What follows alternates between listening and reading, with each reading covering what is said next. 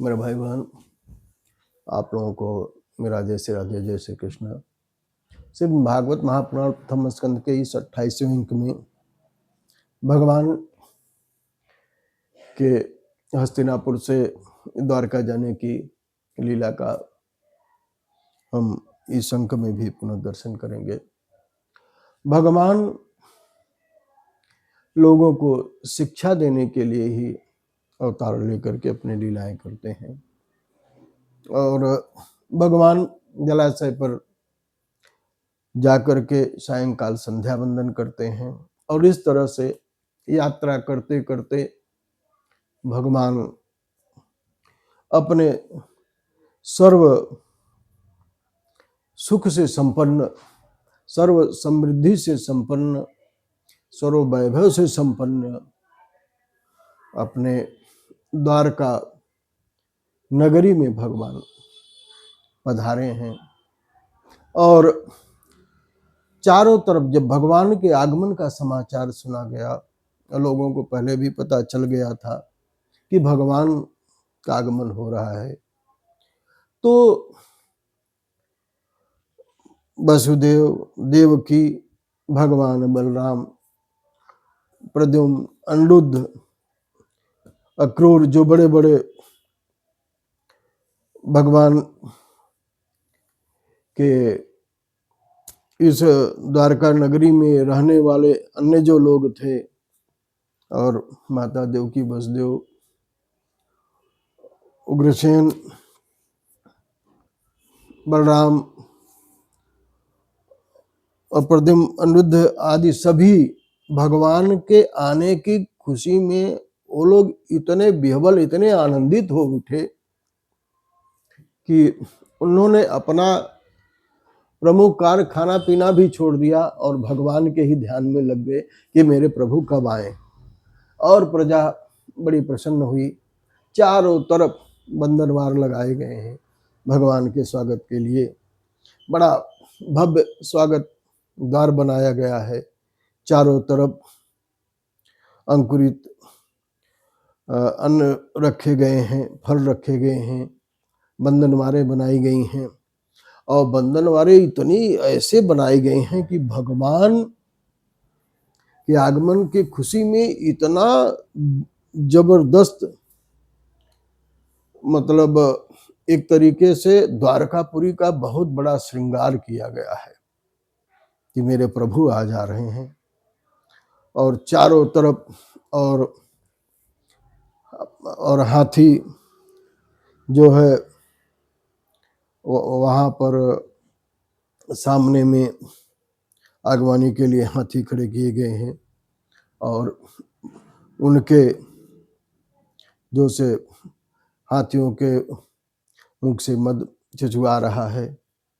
चारों तरफ खुशहाली का वातावरण, चारों तरफ जो है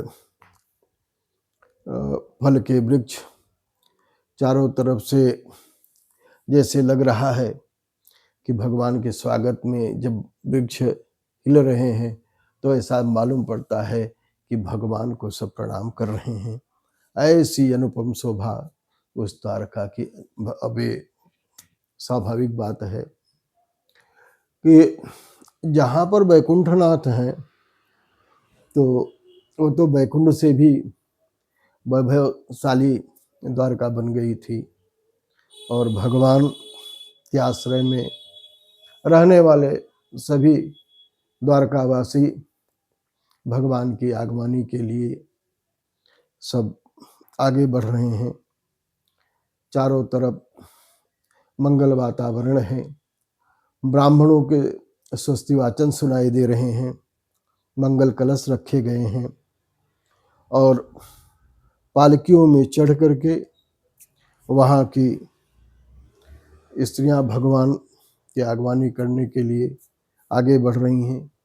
चारों तरफ मंगलमय वातावरण है और बाजे बज रहे हैं और भगवान का द्वारका में प्रवेश होता है और भगवान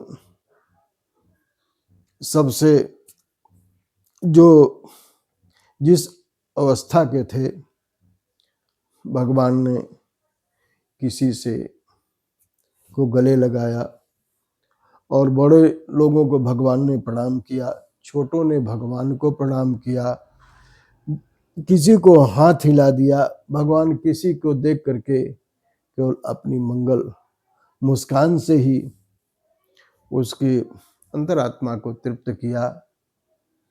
और जैसे जैसे जो लोग थे, जिस आयु के, जैसे लोग, जैसे वृद्ध हैं, बाल हैं, अपने उम्र के लोग हैं, तो भगवान ने बड़ों को प्रणाम किया, छोटों को आशीर्वाद दिया।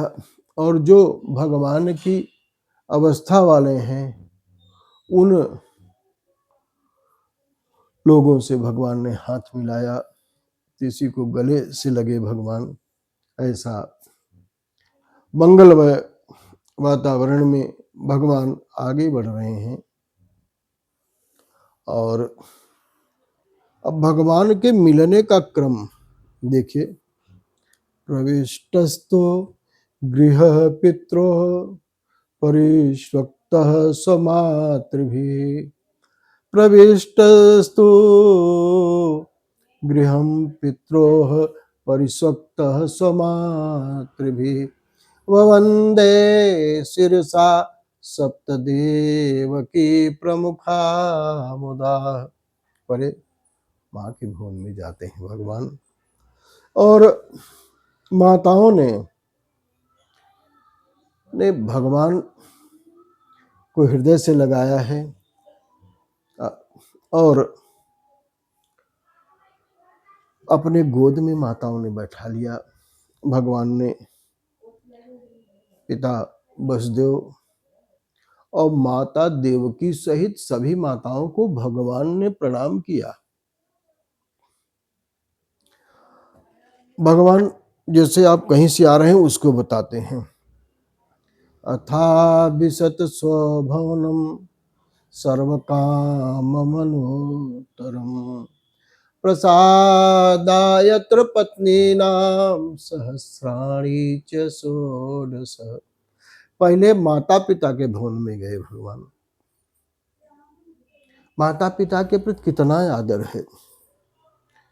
और भगवान जाकर के माता पिता को प्रणाम करके उनसे हालचाल पूछते हैं, उनके कुशल क्षेम पूछते हैं। और भगवान को पुत्र रूप में प्राप्त करके वसुदेव, देवकी और अन्य माताएं कितनी प्रफुल्लित हुई होगी। उनके हृदय में कितना प्रेम, कितना आनंद उमड़ा होगा। मेरे भाई बहन, पिछले अंक में भी मैंने आपसे कहा, इसमें ही पुनः मैं आपको निवेदन करूं, आप कहीं से आ रहे हैं, कहीं रिश्तेदारी से आ रहे हैं, कहीं विदेश गए हों, मार्केट गए हों, कहीं भी गए हों, पहले आप घर में प्रवेश करें तो बड़े बुजुर्गों से मिलिए, माता पिता से मिलिए। घर में आपके बड़े पिताजी, बड़े माताजी हों, चाचा चाची, जो भी आपसे श्रेष्ठ हों, पहले नियम ये है कि उनसे मिलिए आप। इससे क्या होता है कि परिवार में एक मंगलमय वातावरण का निर्माण होता है और परिवार में एकता भी बनी रहती है। आपके 4 पुत्र हैं, चारों पुत्र अगर पहले आकर के आपसे मिलेंगे तो आप में भी पुत्र के प्रति बड़ा स्नेह, बड़ा प्रेम उमड़ेगा और आपको ऐसा लगेगा कि भाई हमारे पुत्र बड़े विनयी हैं, हमारा बड़ा आदर सम्मान करते हैं। और जब यह देखेंगे तो आपके आने वाली पीढ़ी भी आपका सम्मान करेगी। इसलिए पहले आप आइए तो बड़े बुजुर्गों के साथ में आप बैठिए, उनका हाल चाल लीजिए। इसके बाद में भगवान जो है अपने महल में इन सब से मिलने के बाद अपने महल में प्रवेश करते हैं भगवान। पहले अपने महल में नहीं गए। भगवान सब सुख समृद्धि से संपन्न भगवान अपने महल में प्रवेश किए। तो महल कैसा है? ऐसा दिव्य महल, दिव्य वातावरण का निर्माण हुआ है। वहां पर दिव्य वातावरण है, दिव्य सारी दिव्यता। अब वहां पर जहाँ भगवान लक्ष्मीपति भगवान ही हैं, उस महल की और वहां के लोगों की क्या कल्पना की जाए कि वहां के लोग कितने खुशहाल होंगे और वो भवन कितना सुंदर, कितना निर्मल, कितना दिव्य रहा होगा जिस भगवान में रहते हैं, जिसमें भगवान रहते थे। और भगवान जिसमें रहते हैं वो तो बड़ा दिव्य है ही। और द्वारका तो बड़ी दिव्य नगरी ही है। वह बैकुंठ से भी बढ़कर है उस समय। और जहाँ बैकुंठनाथ हैं तो बैकुंठ से बढ़कर के द्वारका दिखेगी ही। और उस द्वारका में भगवान की 16,108, जिसमें 8 पटरानियां और 16,100 रानियां रहती हैं। इतना बड़ा विशाल भवन है, ऐसा महल। और भगवान, अब ये भगवान की भगवत्ता है कि 16,108 भवनों में भगवान 16,108 रूप बना करके सबके साथ रहते हैं। और इतना दिव्य वह द्वारकापुरी है कि उसकी तुलना किसी से नहीं की जा सकती। और भगवान सब पत्नियों के महल में ऐसा रहते हैं। सबको ऐसा लगता है कि सब भगवान हमारे साथ हैं, और जबकि भगवान सबके साथ में हैं, लेकिन उनको लगता है कि भगवान यहाँ पर आए हैं।